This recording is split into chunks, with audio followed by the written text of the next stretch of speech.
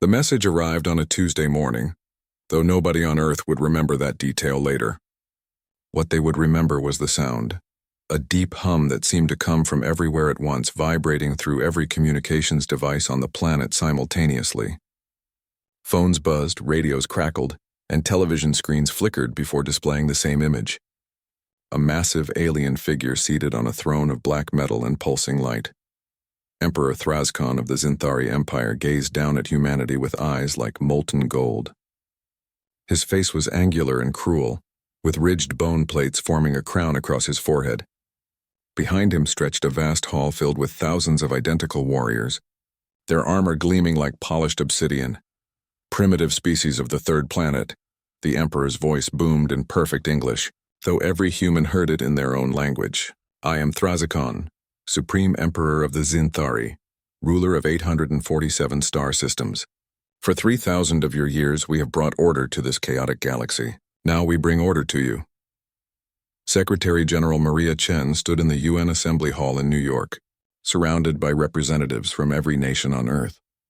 The massive screens showed the Emperor's face, impossibly large and threatening. Chen's hands gripped the podium, her knuckles white. She had been briefing world leaders about the possibility of alien contact for years. Nobody had imagined it would be like this. You have 30 rotations of your planet to submit to Imperial authority, Thrazcon continued. You will dismantle all military forces. You will provide tribute of resources and labor. You will accept Zinthari governors to rule your world. This is not a negotiation. This is the natural order of the universe. The strong command and the weak obey. The transmission showed images then. Worlds burning, cities reduced to ash, fleets of alien ships blocking out suns. Chen watched as the screen displayed system after system, falling to the Zinthari war machine. Each conquest looked identical. Overwhelming force, brief resistance, total subjugation. 847 civilizations have accepted their place in the Empire, the Emperor said. Those who resisted were eliminated. Those who submitted were allowed to serve. Choose wisely, humans. You have 30 days.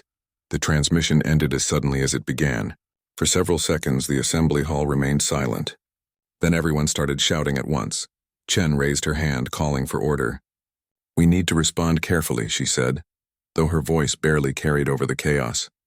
We need to understand what we're facing. Over the next 3 days, Earth's greatest minds worked around the clock. Scientists analyzed every second of the transmission. Military leaders studied the images of Zinthari ships and weapons. Historians and sociologists examined the fate of the 847 conquered worlds. What they found was grim. The Zinthari pattern was simple and effective. They would arrive with overwhelming force, demonstrate their power, and demand submission. Most species surrendered immediately. Those few who resisted were crushed within days. Once conquered, civilizations became part of the Empire's resource base. Their people enslaved, their worlds stripped of valuable materials, their cultures erased. Every single species that surrendered is either extinct or wishes they were, reported Dr. Sarah Martinez, head of the hastily assembled Xenological Studies team. The Zinthari work their slaves to death mining asteroids or fighting in their armies. They don't value other species. They see us as tools. Admiral James Kowalski paced the war room deep beneath the Swiss Alps. Around him, military commanders from every major nation studied holographic displays of Earth's defenses. They looked pathetically small compared to the Zinthari fleet strength shown in the transmission. We can't win a straight fight, Kowalski said bluntly. They've conquered civilizations far more advanced than us. But maybe we don't fight straight. He pulled up classified files on Earth's secret preparations. For 20 years, since the first detection of possible alien signals, a shadow program had been building defenses, weapons platforms hidden throughout the solar system, automated defense networks, experimental weapons that pushed the boundaries of physics.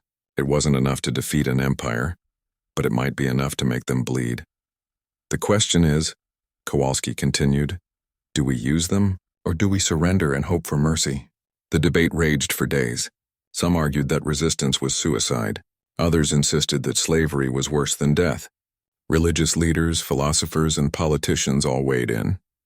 The whole world watched and waited. Finally, on the 28th day, Secretary General Chen called for a vote in the UN Assembly. The resolution was simple. Would Earth submit to the Zinthari Empire? The vote was not even close. Every nation, every representative voted. Numbered. Chen sat in a small office with 3 other people. Retired Marine General Marcus Webb, quantum physicist Dr. Yuki Tanaka, and poet laureate James Morrison. Their task was to craft Earth's response. Webb wanted something military and defiant. Tanaka wanted to explain the scientific principles of human determination. Morrison wanted poetry and meaning. They argued for hours. Then Webb suddenly laughed. "Why are we overthinking this?" he said. "We're telling a tyrant to go to hell. Let's be clear about it." He wrote 4 words on a piece of paper and showed it to the others. Tanaka smiled. Morrison nodded. Chen read it and felt something fierce bloom in her chest. The next day, Earth broadcast its response on every frequency, in every direction, loud enough for the whole galaxy to hear. The message was simple: come and take it. Across the galaxy, on the throne world of Dominion Prime, Emperor Thrascon received Earth's answer. For a moment his golden eyes widened in surprise. Then he began to laugh. The sound was not pleasant. "Foolish primitives," he said. "They have chosen extinction. Send the 7th Fleet, make an example of them." The Zinthari 7th Fleet emerged from faster-than-light travel at the edge of Earth's solar system, like sharks smelling blood in water. 200 warships, each one larger than any human structure, hung in the darkness near Neptune's orbit. Their hulls were dark and angular, covered in weapons that could crack planets. Fleet Commander Vexthal stood on the bridge of his flagship, the Eternal Dominion. He was a veteran of 40 system conquests. This assignment was supposed to be routine. Crush a primitive species, return home, receive honors. Simple. "Scan the system," Vexthal ordered. His sensor officer worked quickly, tentacles moving across holographic controls. "Commander, I detect primitive defensive satellites around the inner planets.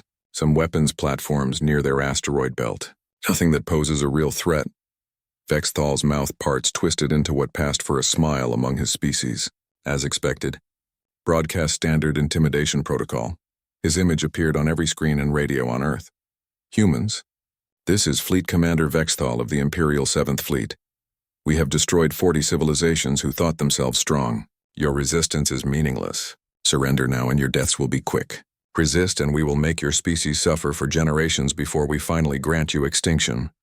He waited for the panicked response, the desperate pleas for mercy. Instead, silence. Then from Earth, a single transmission. "Neptune says hello." Vexthal barely had time to process the strange message before his world exploded into chaos. The mines had been floating dormant near Neptune for 15 years, disguised as ice chunks and space debris. Now they activated all at once. Thousands of nuclear devices detonated in a cascading chain, creating a wall of radiation and shrapnel. The outer edge of the Zinthari fleet vanished in a series of brilliant flashes. "Shields up! Evasive maneuvers!" Vexthal shouted, but it was too late. The fleet had entered the system in standard formation, perfect for intimidation, terrible for defense. Before the Zinthari could recover, the second wave hit. Weapons platforms that had seemed primitive suddenly revealed themselves as networked kill systems. Railguns fired tungsten rods at a fraction of light speed. Missiles with basic AI guidance systems swarmed like angry hornets. Laser batteries that shouldn't have had the range to threaten capital ships somehow punched through shields that had withstood civilizations far more advanced. "How?"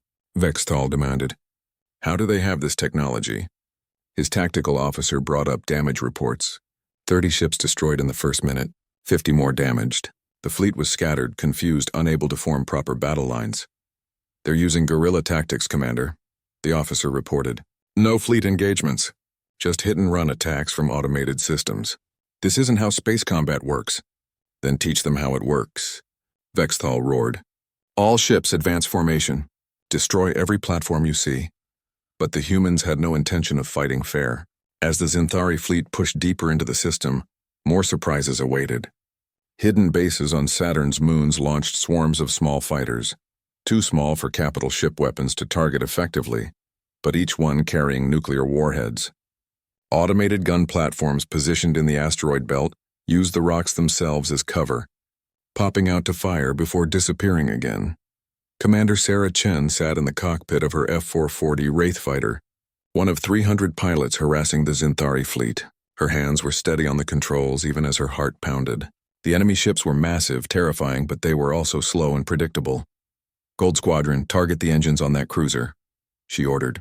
Make them bleed. Her squadron dove in, weaving through defensive fire that lit up space like lightning. They released their payloads and scattered before the Zinthari could coordinate a response. Behind them, the cruiser's engines exploded in a cascade of secondary detonations. Splash one cruiser, her wingman shouted. Chen allowed herself a tight smile. Don't celebrate yet. We've got 200 more to go. On the moon, Dr. Robert Okafor watched the battle through Luna Base's observation dome. He was a civilian, a xenobiologist who had spent his career dreaming of meeting alien life. Now he watched that life trying to exterminate his species. The sky above was filled with streaks of light, weapons fire, explosions, ships dying. It looked like a fireworks display, but each burst of light represented hundreds or thousands of deaths. He should have been terrified. Instead, he felt something he hadn't expected. Pride. We're actually hurting them, he whispered. The battle raged for 48 hours. The Zinthari fleet pushed forward with grim determination, destroying human defenses one by one. But every victory cost them. For every weapons platform destroyed, they lost a ship. For every mine cleared, they lost 2 more. Admiral Kowalski coordinated the defense from the command center beneath the Swiss Alps. Holographic displays showed the shrinking Zinthari fleet. They had lost 120 ships.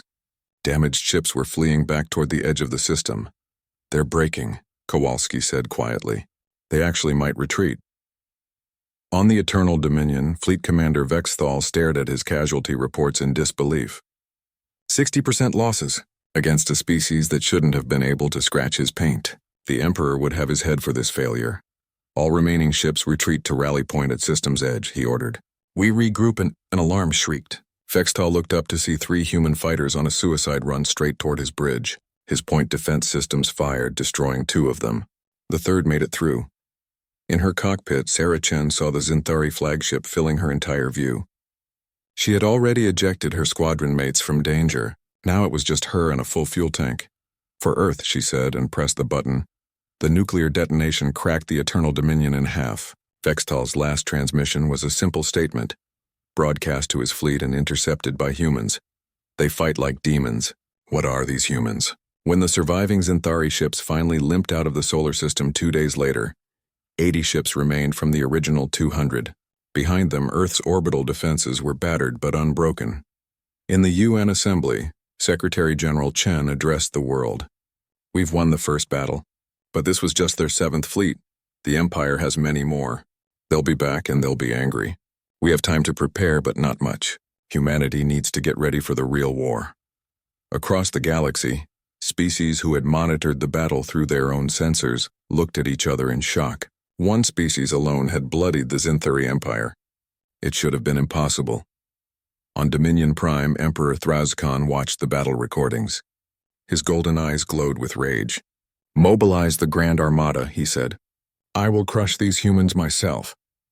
Emperor Thrazkan stood before the assembled war council in his throne room, his rage a palpable force that made even his most loyal commanders step back. The holographic display showed the wreckage of the 7th Fleet, frozen in the moment of their humiliating retreat. Explain to me, the Emperor said, his voice dangerously quiet. How a species that has never left its own star system destroyed 120 of our warships. The silence stretched. Finally, High Admiral Corvin spoke. My Emperor, the humans fight without honor. They use automated weapons. They employ suicide tactics. They refuse to engage in proper fleet combat. They are unpredictable. Then we will teach them predictability, Thrazkan said. We will teach them what happens when inferior beings dare to resist. Mobilize the Grand Armada, every ship, every soldier.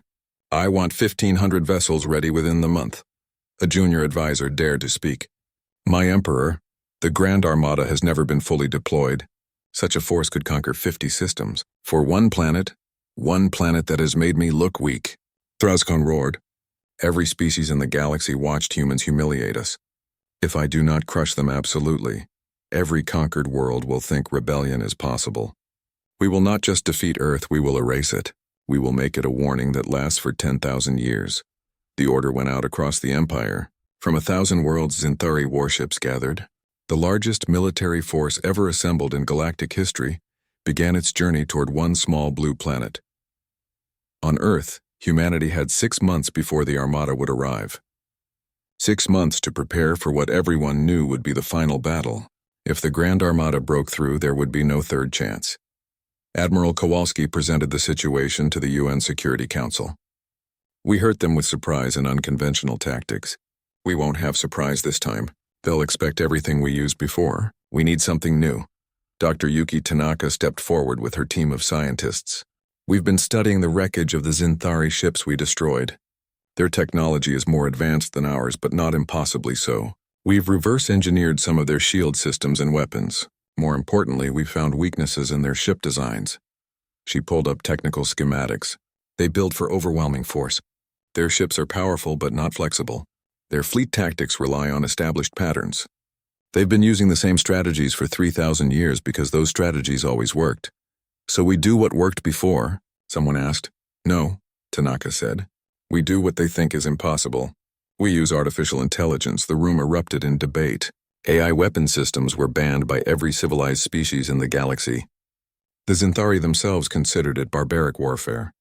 Machines making kill decisions without sapient oversight violated every rule of galactic combat, which is exactly why we need to use it, Kowalski said. They'll never expect it. Their countermeasures won't be designed for it. Secretary General Chen looked around the room.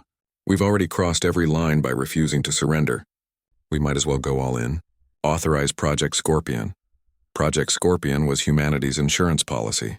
If Earth fell, automated systems would activate throughout the galaxy. Small, smart, nearly undetectable drones would hunt Zinthari ships forever. The Emperor could destroy Earth, but humanity would become a ghost that haunted the Empire until its end. They can kill us, Chen told the development team, but they can't make us stop fighting. The months passed in frantic preparation. Factories that once built cars now built warships. Mines that once extracted minerals now produced weapons. Every human with the skills became a soldier or a scientist. Children too young to fight helped build supplies. The elderly who couldn't work watched over automated factories. Earth became a single organism focused on one goal, survival. Lieutenant Marcus Webb, grandson of the general who wrote Earth's defiant message, trained with the Mars Defense Force. Mars would be the first real test of the Grand Armada's power. The Red Planet had been turned into a fortress. Gun emplacements in every crater, underground bunkers, orbital defense stations.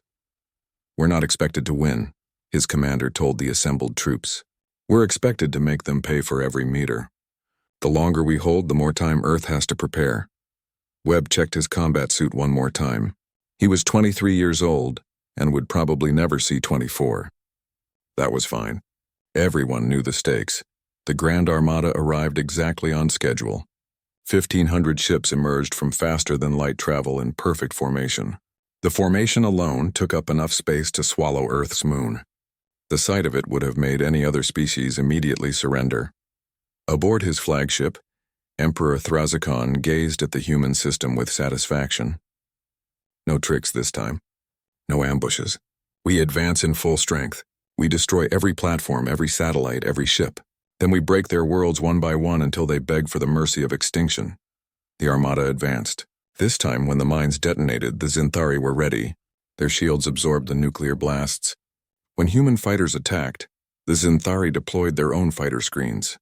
When railguns fired, Zinthari point defense shot them down. This is proper warfare, Thrazakon said with satisfaction. See how easily we counter their tricks? But then the AI systems activated. Swarms of smart missiles that learned and adapted to Zinthari countermeasures in real time. Drone fighters that coordinated attacks with inhuman precision. Automated gun platforms that predicted Zinthari movement patterns and fired at where ships would be, not where they were. The Zinthari fleet started taking losses. Not catastrophic, but steady. 20 ships, 40 ships, 80 ships. The Armada pushed forward, but the price kept climbing. They're using forbidden technology, High Admiral Corvin reported. Artificial intelligence weapon systems. This violates every convention of warfare. I don't care what they use, Thrazakon snarled. Destroy them. The Battle of Mars lasted 3 days. The human defenders fought with desperate courage, but courage wasn't enough against overwhelming numbers. The orbital stations fell one by one. The surface bases were bombarded from orbit. Marcus Webb's last transmission was simple. We held for 70 hours. Hoped that was enough. Mars fell. The asteroid belt fell. The Zinthari fleet pushed toward Earth. But they had lost 800 ships. 800 ships to take one planet and some rocks. Admiral Kowalski watched the casualty reports with grim satisfaction. 2 billion dead on Mars, God forgive us. But they're down to 700 ships and they still have to take Earth. Will 700 be enough? Chen asked. Kowalski looked at the defensive network surrounding Earth. Every trick, every weapon, every last desperate gambit. I don't know. But they're going to earn every meter. Emperor Thrazikon reached Earth orbit with 700 ships, still more than enough to conquer any normal world. He looked down at the planet that had cost him so much. Begin bombardment, he ordered. I want every city. My Emperor, his communications officer interrupted. We're receiving a transmission. From the planet. It's broadcasting to everyone. Every species in the galaxy is receiving this. Thrazkon's eyes widened. What, show me? On screens across the galaxy, Secretary General Maria Chen's face appeared. She stood before the UN assembly, and behind her the Earth was visible through windows, scarred, burning in places, but unbroken. People of the galaxy, she began. My name is Maria Chen. I speak for humanity. For 3,000 years you have watched the Zinthari Empire conquer world after world. You submitted because resistance seemed impossible. We understand why. But today we show you something different. The broadcast cut to footage of the battles. Zinthari ships dying, human fighters attacking without fear, Mars defending to the last soldier. We are one species, one world. We have no empire, no 1,000 star systems, but we have something the Zinthari forgot existed. The will to be free. They came with 200 ships. We destroyed 120. They came with 1,500 ships. We destroyed 800. Yes, we are losing. Yes, many of us have died. But we are still here. We are still fighting. Chen's voice grew stronger. We don't ask you to fight with us. We don't ask you to risk what you've built. We only ask you to remember what freedom feels like. Remember that you once chose your own destiny. Watch what one free species can do and ask yourself, if humans can resist, why can't we? The transmission ended. Across the galaxy, on 847 conquered worlds, people looked at each other.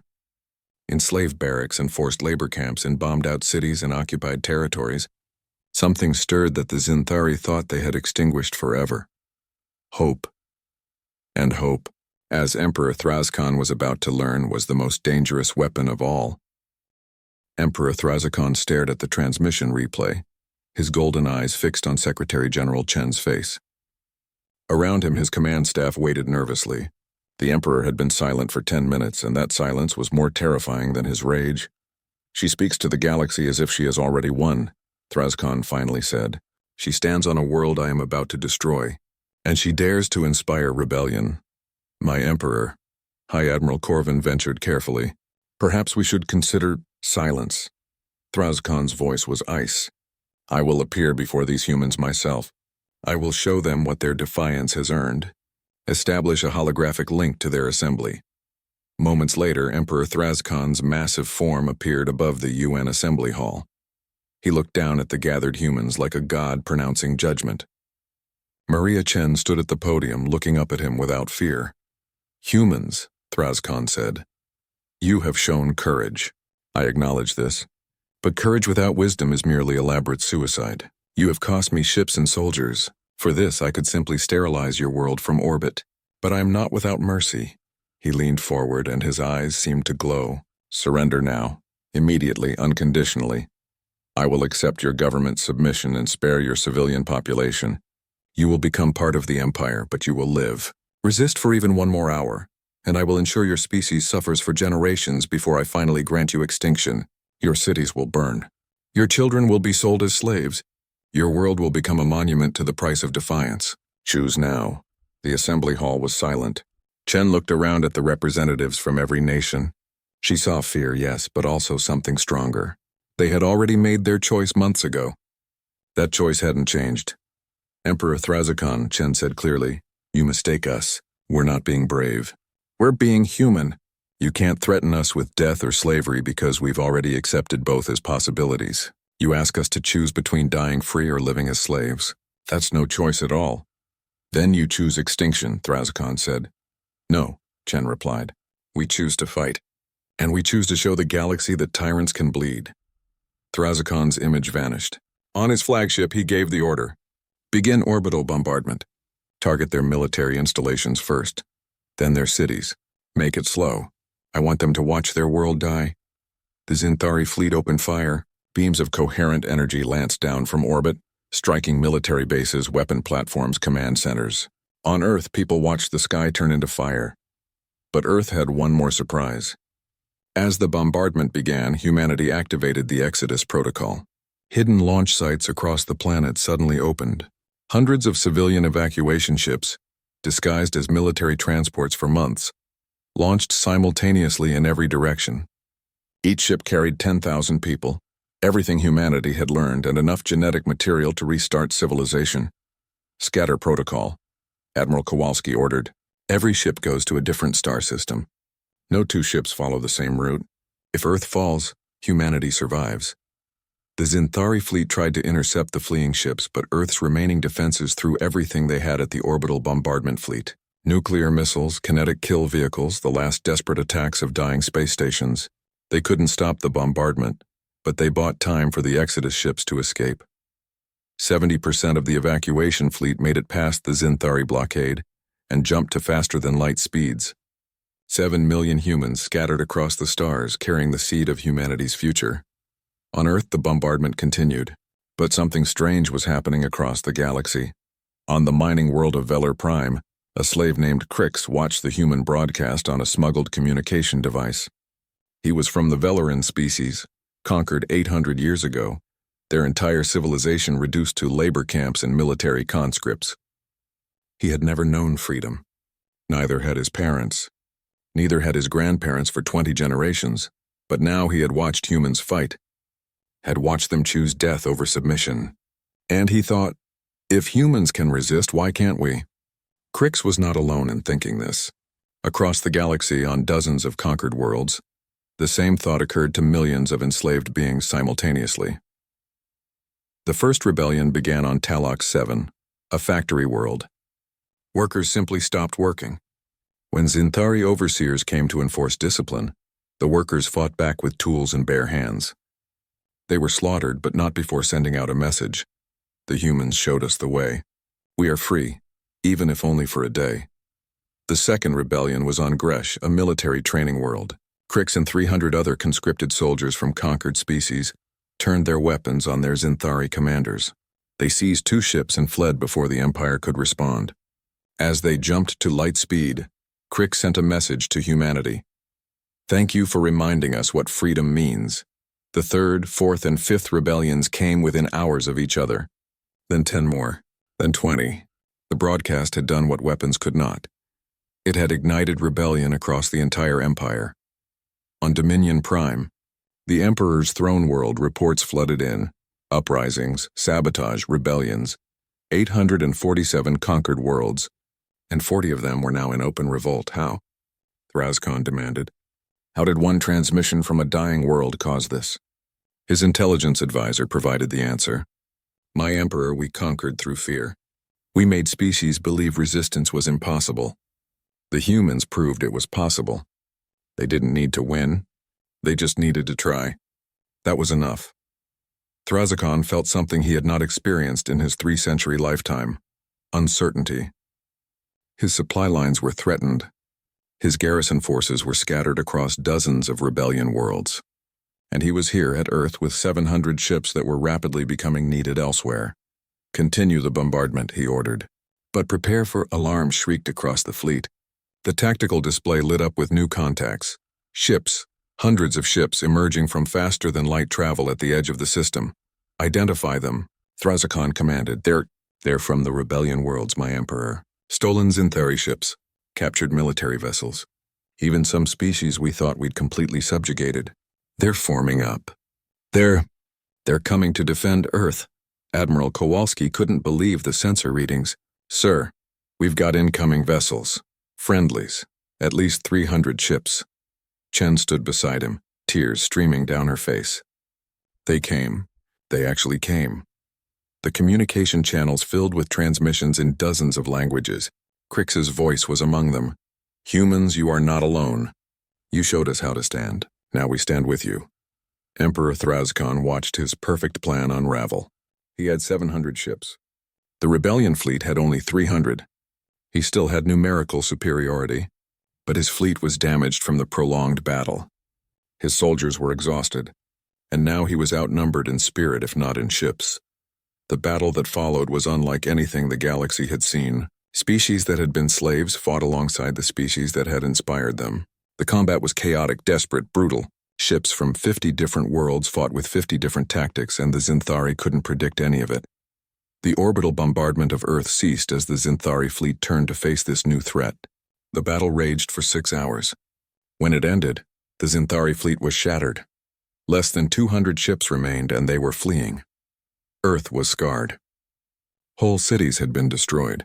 2 billion more dead, but the planet still stood. And around it, a fleet of free species celebrated together. Secretary General Chen broadcast to the rebellion fleet, "Thank you. You saved us. And together we've saved something more important than Earth. We've saved the possibility of freedom." On his retreating flagship, Emperor Thrazcon looked at the carnage. His Grand Armada, the most powerful military force in galactic history, reduced to fleeing remnants. His empire crumbling into rebellion, all because of one species that refused to kneel. For the first time, Emperor Thrazcon understood that he had already lost. Not because his ships were destroyed, but because something more powerful than ships had been awakened in the galaxy. The will to be free, and that could not be conquered. 3 months after the Battle of Earth, the Zinthari Empire was collapsing like a house built on sand. The rebellion worlds had multiplied from 40 to 300. Supply lines that had sustained the empire for 3,000 years were cut. Garrison forces on conquered worlds faced uprisings they could no longer suppress. The great machine of imperial control was grinding to a halt, and everyone could hear the gears breaking.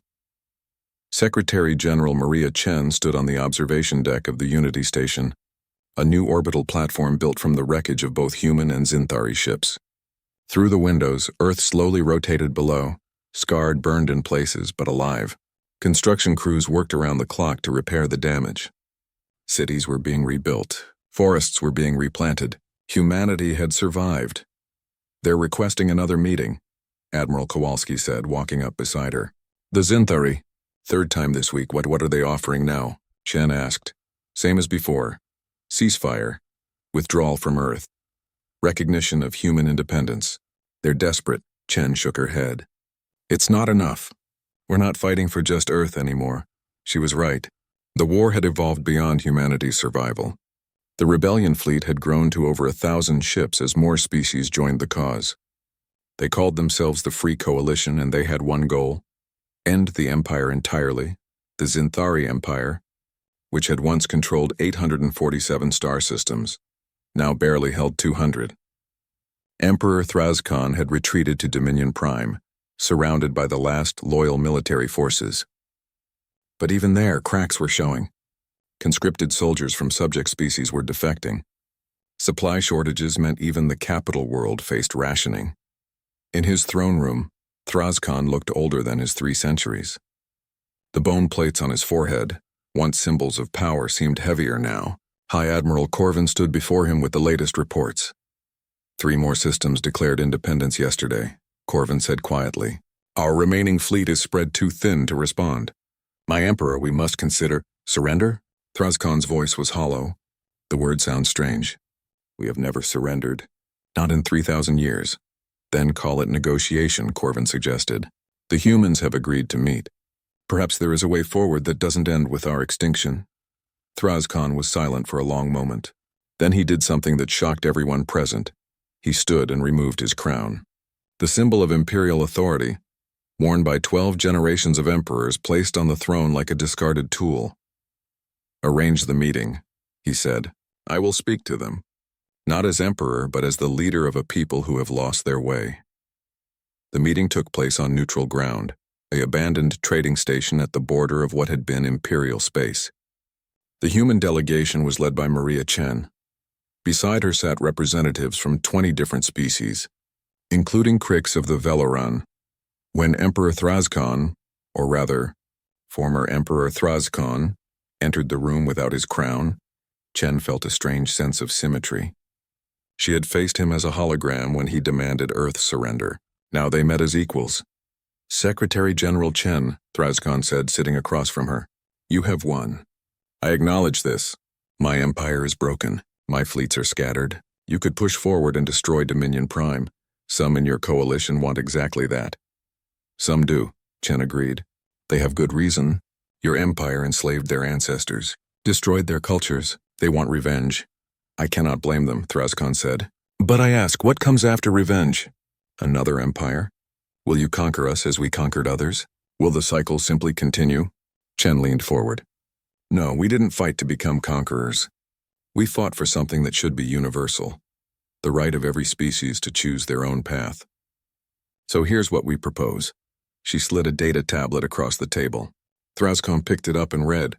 His eyes widened as he went through the document. "The Free Charter," Chen explained. "Universal rights for all sapient species. Ban on slavery. Ban on weapons of mass destruction against civilian populations. Mutual defense agreements. Independent systems joining voluntarily, not through conquest. The Galactic Coalition, not an empire." "And the Zinthari?" Thrazcon asked. "What happens to my people?" "You join as equals," Chen said. "Not as rulers. Not as slaves, as equal members. We know you were capable soldiers and administrators. We'll need those skills to build what comes next. But your military will be limited. Your expansion is over. You exist within your current borders and no further." Thrazcon looked at the document for a long time. Finally he spoke. "You offer us mercy we did not show others." "We offer you what we wanted for ourselves," Chen replied. "A chance. Nothing more. Nothing less." Retired General Marcus Webb sat at the table beside Chen. He was the man who had written, "Come and take it," so many months ago. Now he spoke directly to Thrazcon. "I lost my grandson in the Battle of Mars," Webb said quietly. "Marcus Jr. Good kid. Brave. He died holding a line against your forces. I should hate you. Part of me does. But I'm tired of burying children. Everyone at this table is tired. So we have a choice. Continue killing each other until the galaxy is ash, or try something new." Thrazcon met Webb's eyes. "Your grandson died with honor. If it matters, I regret the necessity that killed him." "It matters," Webb said. "Not enough, but it matters." The negotiation took 3 days. There were arguments, moments where it seemed the talks would break down, old wounds that threatened to derail everything. But slowly, painfully, a framework emerged. The Zinthari Empire would dissolve. The 847 systems would be granted independence. Thrazcon would abdicate. The Zinthari people would join the Galactic Coalition as members, not masters. Reparations would be paid to species harmed by the Empire, not in wealth but in aid, technology sharing, and assistance rebuilding. On the 3rd day, Thrazcon signed the Free Charter. Representatives from 50 species signed after him. The Zinthari Empire, 3,000 years old, officially ended. 1 year later, Secretary General Chen stood in the UN Assembly Hall. But this time, it wasn't just human representatives in the seats. Beings from hundreds of worlds filled the chamber. This was the first meeting of the Galactic Coalition Council. Crix of the Valoran approached the podium. His people had been slaves for 800 years. Now he was their elected representative and had something to present to humanity.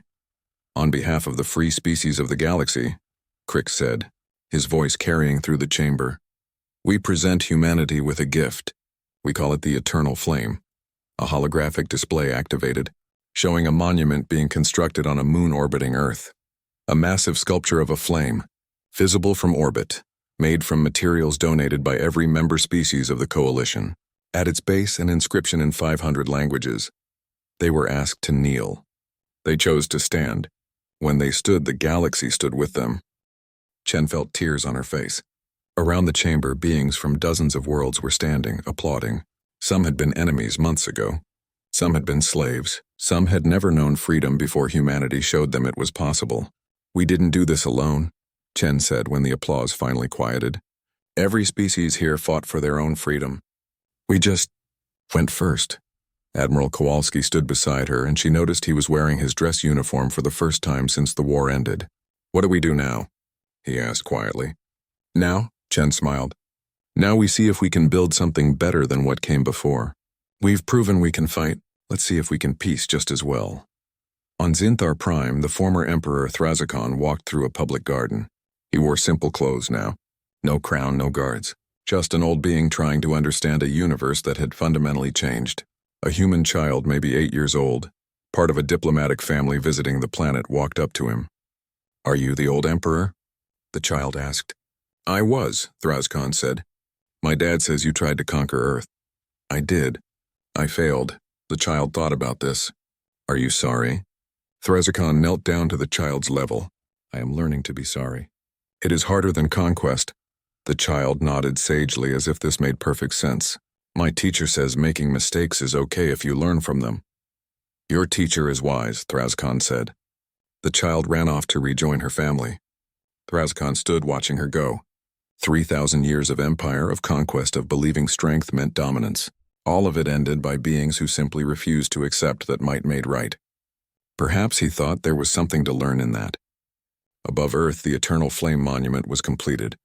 At the dedication ceremony, Chen spoke to the assembled species. "We didn't win because we were stronger," she said. "We didn't win because our weapons were better. We won because we refused to let fear make us weak. We won because we remembered that freedom isn't something you ask for. It's something you take and defend.